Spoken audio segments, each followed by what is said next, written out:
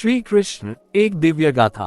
प्राचीन समय की बात है जब पृथ्वी पर अत्याचार बढ़ गए थे, अधर्म अपने चरम पर था और दुष्ट राजा कंस ने अपनी निर्दयता से पूरे मथुरा को भयभीत कर रखा था। देवताओं ने भगवान विष्णु से प्रार्थना की कि वे अधर्म का नाश करें और धर्म की स्थापना करें। तब भगवान विष्णु ने वचन दिया कि वे स्वयं पृथ्वी पर अवतरित होंगे।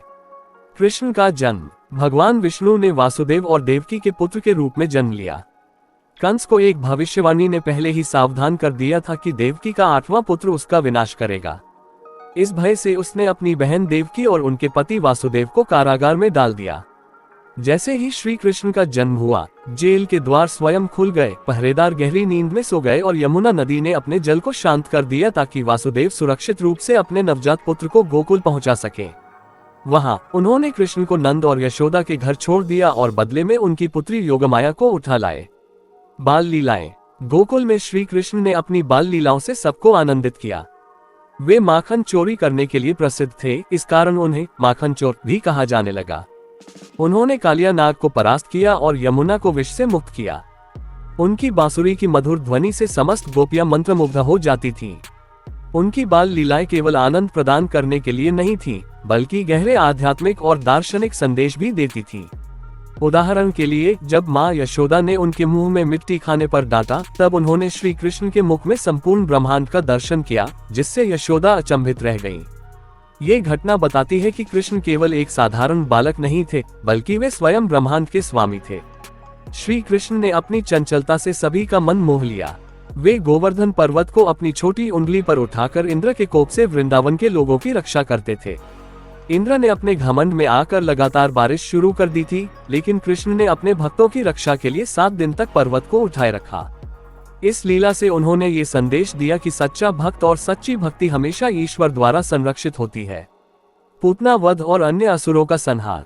श्री कृष्ण के जन्म के साथ ही कंस ने उन्हें मारने के लिए कई असुर भेजे। सबसे पहले पूतना नामक राक्षसी को भेजा गया, जिसने मां का रूप धारण कर श्री कृष्ण को विषपान कराना चाहा। परंतु श्री कृष्ण ने उसकी दुष्टता को समझ लिया और उसे मृत्यु के घाट उतार दिया। पूतना केवल एक असुर ही नहीं थी, बल्कि वह अधर्म और छल का प्रतीक थी, जिसे कृष्ण ने समाप्त कर दिया। इसके बाद शकटासुर, बकासुर, अघासुर जैसे असुर भी श्री कृष्ण के हाथों मारे गए। ये सभी लीलाएं इस बात का प्रमाण थी कि कृष्ण केवल एक साधारण बालक नहीं थे, बल्कि वे स्वयं नारायण थे, जो धरती पर धर्म की रक्षा के लिए अवतरित हुए थे। कंस का वध। जब कृष्ण युवा हुए, तब उन्हें ये ज्ञात हुआ कि उनके माता पिता कंस के बंदीगृह में हैं। वे अपने भाई बलराम के साथ मथुरा गए और वहां एक युद्ध में कंस का वध कर दिया, जिससे मथुरा को उसके अत्याचार से मुक्त किया। कंस की मृत्यु के साथ ही अधर्म का एक बड़ा प्रतीक समाप्त हो गया। श्री कृष्ण ने उसके बाद द्वारका नगरी की स्थापना की और एक समृद्ध राज्य का निर्माण किया।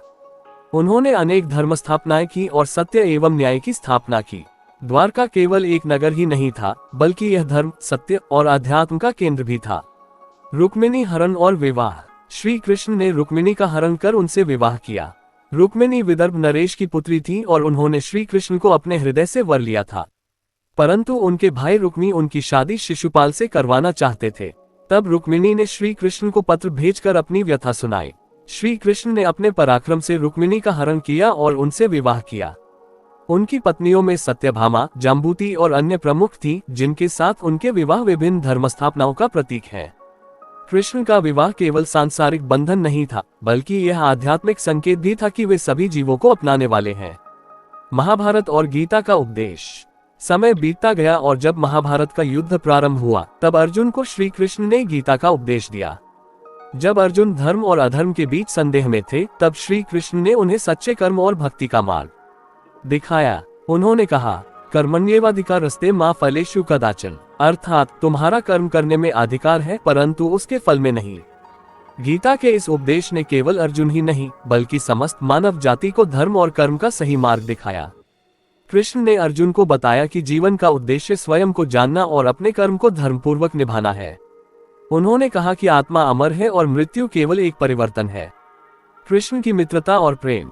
श्री कृष्ण का जीवन केवल युद्ध और धर्म की ही नहीं, बल्कि प्रेम और मित्रता की भी प्रेरणा देता है। उनकी मित्रता सुदामा के साथ अत्यंत प्रसिद्ध है। जब सुदामा दरिद्रता में जीवन व्यतीत कर रहे थे, तब श्री कृष्ण ने उन्हें अपनाकर उनके जीवन को संवार दिया। राधा के साथ उनका प्रेम दिव्य और अद्वितीय था। ये प्रेम सांसारिक प्रेम से परे भक्ति और आत्मा का मिलन था। राधा कृष्ण की प्रेम कथा आज भी प्रेम की सर्वोच्च अभिव्यक्ति मानी जाती है। उनका प्रेम हमें सिखाता है कि प्रेम केवल शरीर तक सीमित नहीं होता, बल्कि यह आत्मा की गहराइयों तक जाता है। तारांकन श्री कृष्ण का लोकत्याग। तारांकन। जब द्वारका का समय पूरा हुआ, तब श्री कृष्ण ने अपनी लीला समाप्त की। एक शिकारी के तीर से जब उनका पार्थिव शरीर छोड़ा गया, तब उन्होंने मानव रूप का त्याग कर दिया और पुनः अपने दिव्य धाम लौट गए। उनका यह अवसान हमें ये सिखाता है कि यह संसार नश्वर है और केवल ईश्वर की भक्ति ही शाश्वत है। तारांकन श्री कृष्ण का प्रभाव और शिक्षा। तारांकन। श्री कृष्ण का जीवन मात्र एक कथा नहीं, बल्कि जीवन जीने की कला का प्रतीक है। वे प्रेम, भक्ति, नीति और धर्म के आदर्श स्वरूप हैं। उनकी शिक्षाएं आज भी मानवता को सही दिशा प्रदान करती हैं। उनकी गीता आज भी विश्व के सबसे महान ग्रंथों में से एक मानी जाती है। उनकी नीतियां केवल महाभारत तक सीमित नहीं हैं, बल्कि आज भी राजनीति, नेतृत्व और जीवन की समस्याओं के समाधान में उनकी गीता से उत्तर मिलते हैं। श्री कृष्ण हमें सिखाते हैं कि व्यक्ति को निर्भीक, दृढ़ निश्चयी और सत्य के मार्ग पर चलने वाला होना चाहिए। तारांकन निष्कर्ष। तारांकन। श्री कृष्ण की कथा और शिक्षाएं अनंत हैं। उनका जीवन हमें धर्म, नीति, प्रेम,